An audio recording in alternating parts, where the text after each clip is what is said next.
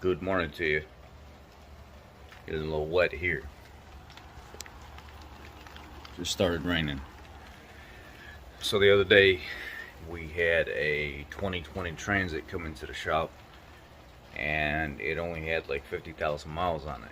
Now I haven't worked on an all-wheel drive Transit yet, so this was the first for me to help somebody. This has a transfer case in it. It's all-wheel drive. It's a 2020 model, and it had a recall open on it that was 21S54. I haven't done one yet. So one of the semi-skilled techs came up to me and said, "Hey, would you mind coming over here and helping me with this recall? I've not done one of these yet." And I said, "Neither have I. I'll come over and walk through it with you, and let's kind of learn together." And select 2020 all-wheel drive Transits that were built at the Kansas City plant from May 1st, 2019 to February 1st, 2020.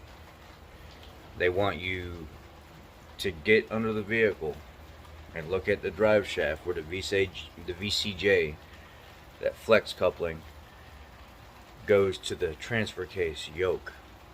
And they want you to grab a torque wrench and see how much torque you have to put on each one of the bolts that go through the VCJ, what it takes to break them loose. And then you'll replace them with a new set of bolts. The problem is, a lot of dealers haven't done this recall, and a lot of dealers don't have the bolts in stock. So 3 bolts on the bottom, and it has a bridge in between, and 3 bolts on the top, it has a bridge in between. So we get up underneath this thing and we're going to crack these bolts loose to try to figure out how much torque it takes to break them loose. And one of the bottom ones, it was like 4 foot-pounds. These bolts are supposed to get torqued to 52 foot-pounds. So one of the middle bolts, it had just spun right out of there with no issues, no nothing at all, no tightness. A couple of the other ones spun out at like 17, 18 foot-pounds. So these bolts obviously have an issue staying in this flange. And the fix for that is you got to order a new front to the drive shaft. Ours was a 3-piece drive shaft.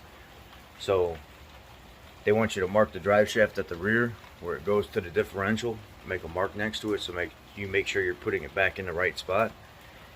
And then the carrier support bearings, those bolts have to get returned for warranty purposes and replaced. And then you have to separate the front half of that, or the front third of that 3-piece drive shaft. You got to press the U-joint and stuff out of there, take the clips and everything out of it, take the U-joint out of it, send the U-joint and the drive shaft along with the hardware back. And then SSSC, the special ordering department through Ford, they have to look at the pictures that you took of the bolt being loose, or bolts being loose. What they're going to get from the pictures, I don't honestly know. But they need pictures to show proof that this is what I'm ordering. And then you have to wait for the parts to show up. So if you get a customer that comes in and you find that these bolts are loose that go through the VCJ into the yoke of the transfer case, you're going to have to try to snug them up, tighten them up the best you can, try to get the customer in another vehicle if you have one, or put that vehicle, park it while you're waiting for weeks for the front part of that drive shaft to show up. Some of it doesn't make sense, and the reason I say some of it doesn't make sense is because a lot of dealers aren't going to have parts for this thing. And then you're going to down the customer's vehicle in the meantime because it's a safety issue.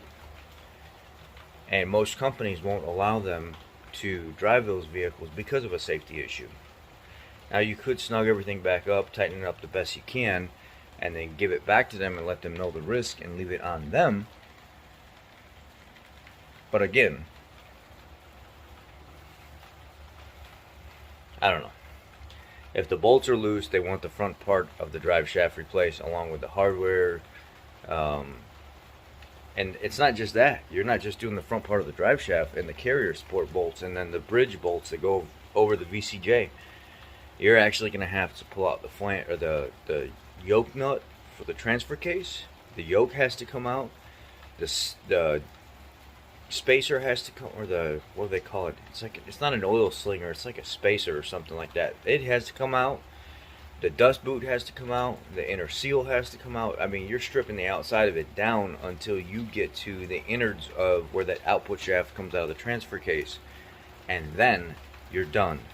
You're replacing everything from the inside of that transfer case output shaft out. And the front part of the drive shaft along with the carrier bolts and the 4 bolts that go to the rear end yoke. And you gotta wait for that stuff to show up. Here's some pictures. I'll throw it up here real quick so you guys can see, and then I'll throw a little bit of the video up and try to edit it out. There's a lot of noise in the background, a lot of music, so I figured I'd just talk about the situation and show you guys what pictures we're looking at, what it looks like underneath there, and then give you some commentary from the video. Hope you all have a great day, and be blessed to you.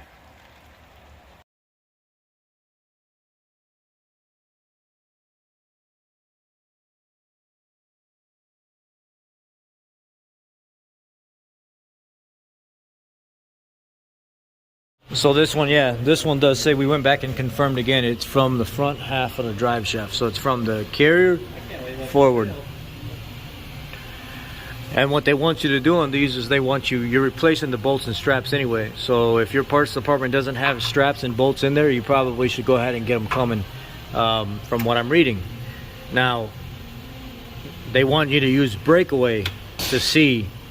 So they want you to do a breakaway torque and monitor your screen. And they want to see if it fails or not.